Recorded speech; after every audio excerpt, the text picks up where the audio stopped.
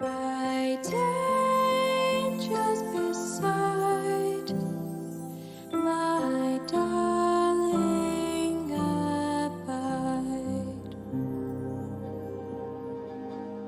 Bentornati.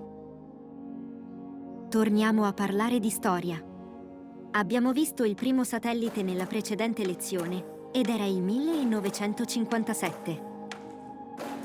Solo 5 anni dopo Sputnik, il 10 luglio 1962, gli Stati Uniti lanciarono Telstar. A differenza del suo predecessore, Telstar fu progettato con uno scopo pratico: facilitare trasmissioni televisive in diretta, chiamate telefoniche e trasferimento di dati tra continenti. Il 23 luglio 1962, Telstar raggiunse il suo obiettivo, trasmettendo il primo segnale televisivo in diretta attraverso l'Oceano Atlantico dagli Stati Uniti alla Francia.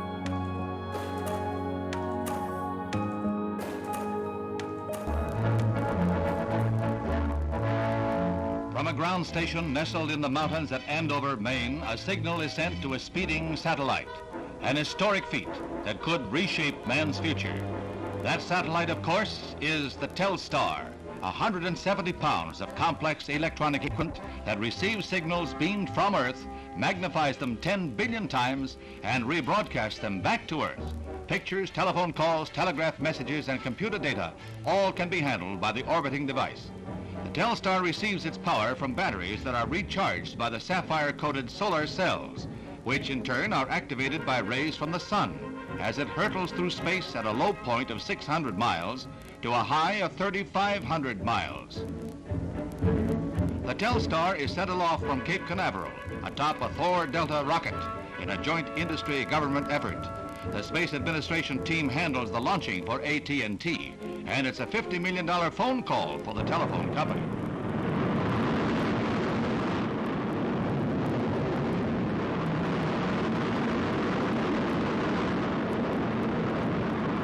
Future plans call for the orbiting of 20 to 25 satellites like the Telstar. Thus, when one passes out of range of ground stations, another will be coming into position. Presently, along with the ground station in Maine, there is a receiver and transmitter in Great Britain at Cornwall, and in France on the coast of Brittany. Even as Telstar is launched, the French rush to complete their installation to receive a signal that night. Now the rocket climbs far into the atmosphere, and the Telstar is about to separate and orbit the Earth each 2.5 hours.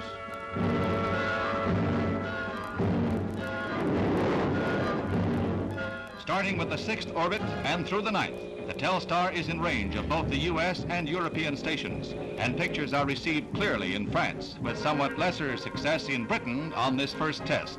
The signals are beamed from this 18-story dome that houses the super-sensitive horn weighing nearly 400 tons, an antenna so delicately tuned that it picks up a mere whisper of a signal from the satellite and amplifies it again billions of times for rebroadcast over cables or the air.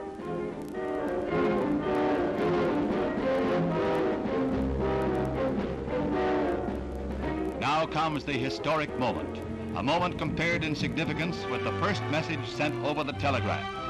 This is the first picture transmitted to outer space and received back again on Earth. Scenes of the dome at Andover are flashed across the sea, and man marks another milestone in this age of scientific miracles. So proudly it waves.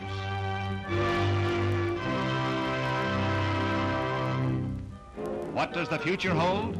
Well, scientists visualize a belt of Telstars encircling the globe in such a manner that transmission will be continuous around the world.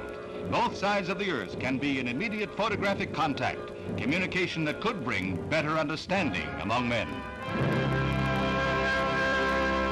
Bene, anche per questa lezione è giunta la fine. Non resta che salutarci. Alla prossima dalla vostra insegnante.